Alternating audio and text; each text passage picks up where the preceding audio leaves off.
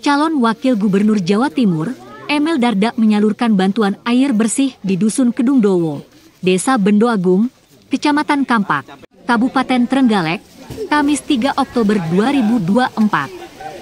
Penyaluran air bersih tersebut disambut antusias oleh masyarakat sekitar. Masing-masing warga membawa wadah air, mulai dari jerigen, ember hingga galon air minum dalam kemasan. Emil menuturkan penyaluran air bersih tersebut rutin dilakukan sejak Emil bertugas sebagai Bupati Trenggalek. Kebiasaan tersebut diteruskan oleh relawan Emil di Kabupaten Trenggalek. Selain penyaluran air bersih, hal yang bisa dilakukan untuk menyikapi bencana kekeringan adalah dengan menetapkan status siaga bencana kekeringan oleh BPBD. Status siaga bencana tersebut yang menjadi dasar untuk digunakannya BTT, bantuan tidak terduga. BTT tersebut bisa digunakan untuk dana operasional tangki yang digunakan untuk menyalurkan air bersih ke titik-titik lokasi kekeringan. Cara lain adalah dengan memanfaatkan geolistrik di daerah kekeringan yang berlokasi di dataran rendah untuk mengidentifikasi potensi sumur dalam. Sedangkan di daerah yang potensi sumur dalamnya sedikit, maka harus dilakukan pendistribusian air bersih yang efisien dengan menempatkan satu tandon di setiap RT. Namun karena keterbatasan anggaran, kebijakan tersebut harus dicicil daerah demi daerah hingga akhirnya merata. Selain menyalurkan bantuan air bersih, Emil juga bertemu dengan ratusan kader dari 15 partai politik pengusung Hovifah Emil di Hotel Hayamuruk, Jalan Soekarno-Hatta, Kelurahan Kelutan, Kecamatan Kabupaten Trenggalek. Berkumpulnya kader partai politik pengusung tersebut adalah dalam rangka mengaktifasi gerakan pemenangan Hovifah Emil di Kabupaten Trenggalek. Air di sini kondisinya seperti apa? Seperti Sulit. Sulit nggak? sulit. Sulit. Sudah berapa lama? Sudah bulan. Berapa bulan ya? Sudah lama ya. Sudah lama. Terus biasanya ambil air dari mana? Ya di mana-mana ngaturan. Pengungsi gitu, Bu. Dari selang-selang itu sumur, punya sumur itu. Rumah tetangga yang masih Ya, tangkep sedikit-sedikit ngatur. Ganti-ganti. dengan adanya bantuan ini, Bu, senang. Ya, senang sekali. Setiap tahun jadi langganan kekeringan tau, Bu? Iya.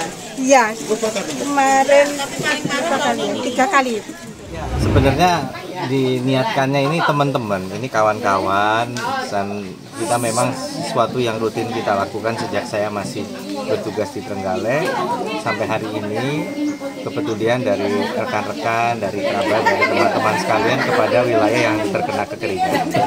Nah, cuman hari ini kelihatannya teman-teman ini juga ingin memberikan semacam dukungan moral kepada saya gitu. Saya sudah bilang loh, kalau kita biasanya bagi-bagi ini kan bukan pas masa kampanye aja sebenarnya gitu kan, memang bagian dari rasa istilahnya senasib sepenanggungan kita lah. Dari dulu kita memang di Trenggalek, kita tahu daerah-daerah mana yang relatif di pegunungan dan agak sulit mengakses air di momen-momen yang kekeringan seperti ini, momen-momen musim kering. Jadi itu kira-kira intinya, tapi juga ini menjadi sebuah snapshot, contoh bahwa memang ya kekeringan terjadi, dan untuk menyikapinya ada sistem di BPBD untuk menetapkan siaga bencana kekeringan, dan ini menjadi dasar untuk digunakannya BTT.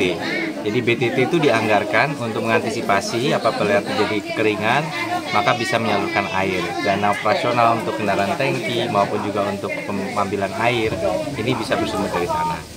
Tapi kepedulian dari masyarakat, seperti beberapa waktu yang lalu kami dengan PMI ya di Gresik kita menyalurkan juga.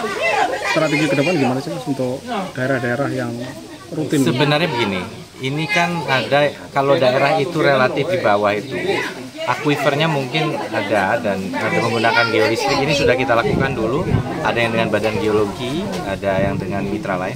Geolistrik bisa mengidentifikasi potensi sumur dalam, dan kemudian ada bantuan sumur yang diberikan kepada desa setempat. Namun ada juga daerah yang memang rawan kekeringan dan sulit mencari. Dengan konsep itu, maka pendistribusian harus efisien.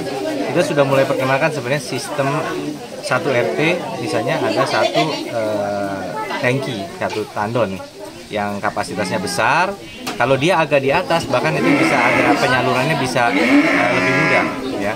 Kalau misalnya daerah pegunungan agak atas sedikit, itu lebih mudah untuk kemudian diakses oleh warga dengan selang atau pipa dan lain sebagainya. Jadi idealnya mungkin satu RT itu bisa memiliki satu tandon.